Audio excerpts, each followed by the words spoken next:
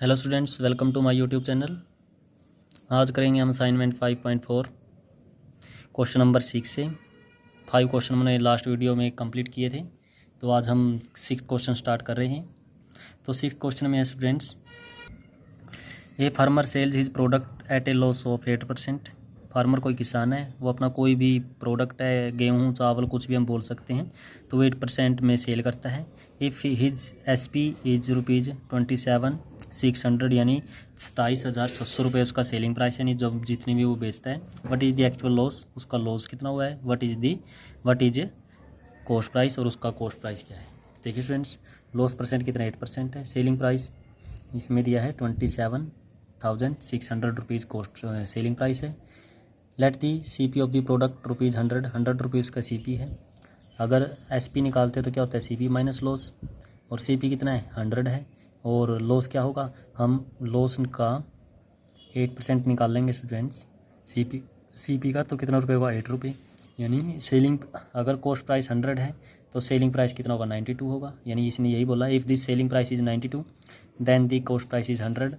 If the selling price 27,600 then the cost price, multiply में करेंगे, इसको कैंसिल करेंगे, कैंसिल करने के बाद 30,000 होगा स्टूडेंट्स। तो एक्चुअल लॉस क्या हुआ है 30,000, मतलब माइनस में क्या करेंगे 27,600 यानी 2,400 रुपीज़ लॉस हुआ है, और एक्चुअल कॉस्ट प्राइस क्या था उसका स्टूडेंट्स 30,000 था। उसके बाद क्वेश्चन नंबर 7। क्वेश्चन नंबर 7 देखिए students, a businessman make a 10% profit by selling A toy costing him 120। कोई बिजनेसमैन है, वो एक टॉय को सेल करने पर 10% का प्रॉफिट क्या करता है, उसको प्राप्त होता है, और जो टॉय उसने सेल किया है उसका कॉस्ट प्राइस 120 है। What is the selling price, का सेलिंग प्राइस क्या होगा। तो कॉस्ट प्राइस 120 का 10% करेंगे 12, यानी 12 रुपीज़ एक्स्ट्रा में बेचना पड़ेगा, तो 132 आप यहाँ देख सकते हैं। Cost price of toy 120 rupees, profit कितना 10% है। तो जब प्रॉफिट निकाल लेंगे तो किसका 120 का, कॉस्ट प्राइस का प्रॉफिट निकालते हैं, 10% ऑफ 120 सोल्व किया इसको, तो क्या होगा 12 रुपीज़, और सेलिंग प्राइस क्या होगा cost price plus profit is equal to cost price, sorry selling price is 132 rupees.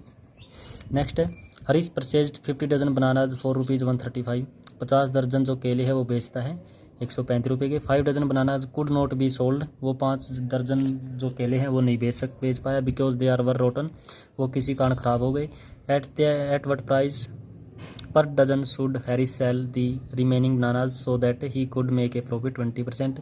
जो बाकी बचे हुए बनानाज है, यानी 50 डजन वो परचेज करके यानी खरीद के लेके आया था, उसमें से जो 5 दर्जन केले हैं वो क्या हो गए हैं, ख़राब हो गए हैं। तो बाकी के जो रहते हैं 20% में प्रॉफिट होना चाहिए, तो कितने रुपए में उनको सेल करना चाहिए, यानी 45 डजन रहते हैं तो उसको कितने में वो सेल करेगा।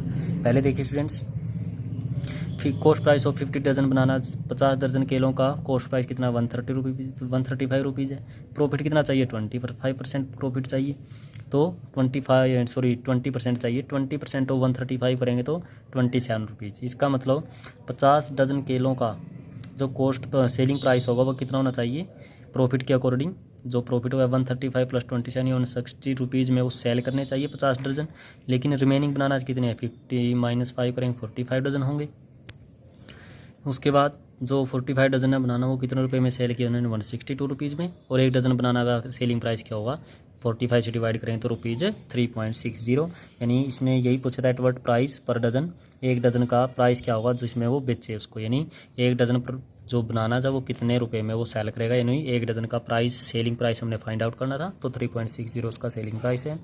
उसके बाद है question number 9। Ishita sold a book worth ₹200 at a profit of 20% to Rohan. Selling price दे दिया बुक का 200 है, और कितने रुपए में प्रॉफिट सेल करने पर, 200 में बेचने पर पुस्तक पर बुक पर कितने रुपए का प्रॉफिट हुआ 20%। उसके बाद Rohan sells it at a loss of 10% to Rishi. पहले इशिता ने रोहन को सेल किया तो 20% प्रॉफिट लिया। उसके बाद रोहन ने सेल किया आगे ऋषि को, लेकिन उसको रोहन को 10% लॉस हुआ है, तो वह did Rishi paid for this book, तो उसको कितने रुपए का पे, यानी कितने रुपए पे करने पड़ेंगे ऋषि ने।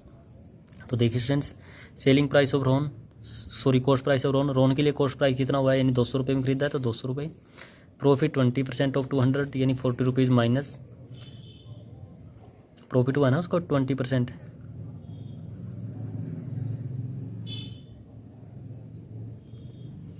तो कितना होगा 40। तो सेलिंग प्राइस ऑफ रोहन ने कितने रुपये में बेचे 240 में। कॉस्ट प्राइस ऑफ ऋषि हो गया 240, लेकिन उसके बाद लॉस हुआ इसको 10%, तो 10% लॉस करेंगे तो 24 का लॉस हुआ है। तो 240 में से 24 माइनस करेंगे 216, यानी सेलिंग प्राइस उसके मतलब है सेलिंग प्राइस हुआ है उसका ऋषि का, वो कितना है 216 रुपीज़। उसके बाद है student question number 10, the cost price of 8 books is equal to the selling price of 6 books. यानी जो 8 पुस्तक है उनका जो कॉस्ट प्राइस है वो किसके इक्वल है 6 बुक्स के सेलिंग प्राइस के। तो फाइंड गेन परसेंट हमने फाइंड आउट करना है। बहुत ही ईजी क्वेश्चन है स्टूडेंट्स। देखिए जैसे कॉस्ट प्राइस ऑफ 1 बुक, हमने मान लिया एक बुक का कॉस्ट प्राइस 6 रुपीज़ है और 6 बुक्स का कॉस्ट प्राइस कितना होगा 6 रुपीज़ होगा। तो selling price of 6 books and cost price of 8 books is equal to कितना होगा 8 रुपीज़। यहाँ पर 8 कर लीजिए स्टूडेंट्स, यहाँ पर ऐसे 8 बुक्स का जो कॉस्ट प्राइस होगा वो कितना होगा 8 रुपीज़ होगा। तो 8 बुक्स का कॉस्ट प्राइस 6 बुक्स के सेलिंग प्राइस के इक्वल है। तो सेलिंग प्राइस भी 6 बुक्स का कितना होगा 8 रुपीज़ होगा। तो प्रॉफिट कितना हुआ selling price minus cost price, यानी 8 माइनस 6 तो 2 रुपीज़। यहाँ पर साथ में लिखिए, ये लिख ही लीजिए आप cost price of 6 books. 6 books का भी कॉस्ट प्राइस हमने लिख लिया है कितना ₹6, यानी 6 पुस्तक कितने रुपए में बेची 8 रुपीज़ में। 6 पुस्तक खरीद के कितने ले आए थे 6 रुपये में, यानी कितने रुपए का प्रॉफिट हुआ है 2 रुपीज़ का। प्रॉफिट परसेंट निकाल 2/6 इंटू में 100 करेंगे तो 33 इंटू 1/3% उसका प्रॉफिट हुआ है उसको। उसके बाद है a grocer buys eggs at 10 4 rupees 8, यानी 10 एग्स लेके आता है, अंडे लेके आता है 8 रुपये के, सेल 8 बेचता है वो 10 रुपये के, तो गेन और प्रॉफिट। तो देखिए cost price of 10 eggs 8 rupees, 1 egg का कॉस्ट प्राइस क्या होगा 8/10 करेंगे, 8/10 करेंगे तो 4/5 रुपीज़।